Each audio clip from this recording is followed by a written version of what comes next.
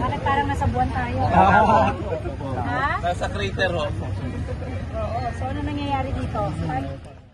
Ito ang unang naitanong ni Budget Secretary Amina Pangandaman kay Apalit Pampanga Mayor Oscar Titangco at sa mga opisyal ng Department of Public Works and Highways Region 3 pagtapak niya sa lubak-lubak at binabaha pa ring bahagi ng Apalit Macabebe Road araw ng Lunes, Agosto 4. Ginawa ni Pangandaman ng pag-inspeksyon sa malasungka na kalsada matapos siyang tawagin ni Pangulong Bongbong Marcos na budget bastonera ng masa.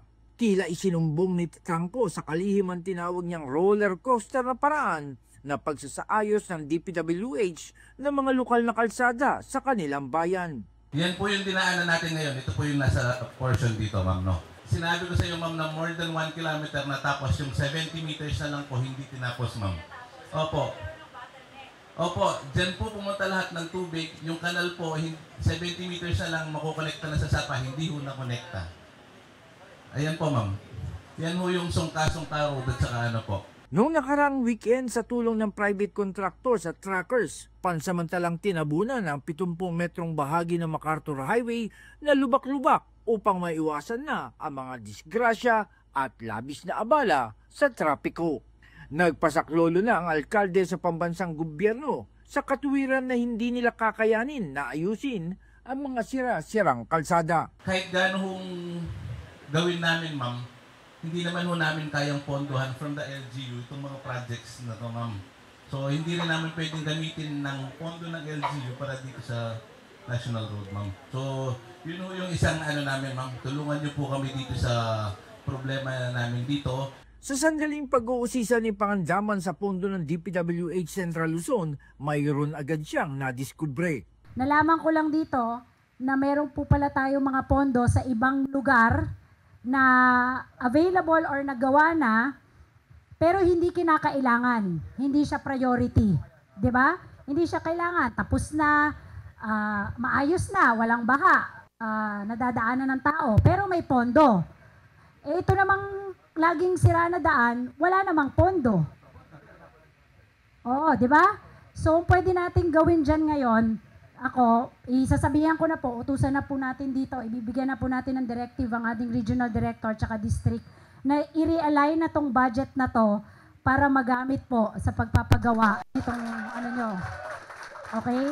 Sinabi rin nito na may 1 billion pesos quick reaction fund na magagamit din sa pagsaayos ng mga kalsada na napinsala ng halos 2 linggo na pag-ulan. Dahil din po ito ay result ng flooding, 'di ba? Meron po tayong tinatawag na QRF, okay? Naglalabas po tayo diyan ng pondo. Ito po yung parang kauna-unahan ngayon na major disaster na nangyari dahil sa habagat at saka sa bagyo. So intact yung 1 billion dyan sa budget natin for 2025.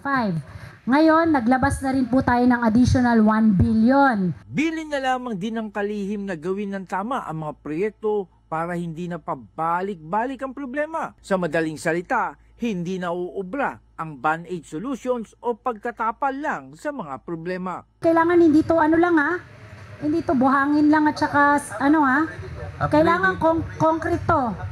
Maayos. Yung maayos, yung long-term solution. Oo, kasi magastos naman kung lagi lang tayo palliative. Oo, wag band-aid. Ibinahagi din nito na may naisip si Pangulong Marcos para sa maayos na pagpapatupad ng mga proyekto nang walang nasasayang na pondo ng bayan at magsisimula ito sa paglalaan pa lang ng pondo. Yung program convergence budgeting natin. Alam mo, hindi po namin yan brainchild. Brainchild po yan ng ating Pangulong Bongbong Marcos. So, pagsasama-samahin po natin yung lahat ng mga ahensya. Yung first meeting po namin ng Friday, ito yung water resource and flood management convergence budgeting po. So, importante po kasi sa pagbabudget yung pagpaplano.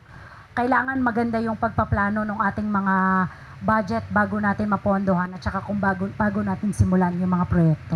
Apila na lamang ni Pangandaman sa mga umahawak ng pondo at gumagawa ng mga proyekto. Sana po, konting malasakit naman, magamit po natin ng mabuti at ng tama. Ika nga ng ating Pangulo, alam ko, ito ay hashtag na mahiya naman po kayo. Sumunod na pinuntahan ni Pangandaman ang bumagsak na palangga sa baha sa barangay Kandating sa bayan ng Arayak sa lalawigan pa rin ng Pampanga. Halos magunaw ang 100 metrong bahagi ng 400 metrong slope protection na nagsisilbing proteksyon nga ng barangay mula sa katabing Pampanga River. At dahil wala pang 1 taon simula nang matapos ang proyekto ay nasira na ito ay under warranty pa. Kaya't aayusin ng kontraktor nang walang gastos ang gobyerno. Yung nasira po dito kasi natapos yata siya ng 2024. 2023. Tapos under warranty pa siya kasi hindi pa naka-1 taon. Tumaas yung tubig dito sa Pampanga River. Nag-collapse po yung sheet pile. Yung river, ano tawag dyan? Slope protection. Para maiwasan na rin ang malaking gastos sa pagsasaayos ng mga proyektong infrastruktura, sinabi din Pangandaman na nagbilin si Pangulong Marcos na ibahin na ang diskarte at iayon na ito sa panahon at pagtibayin sa mga hamon ng kalikasan.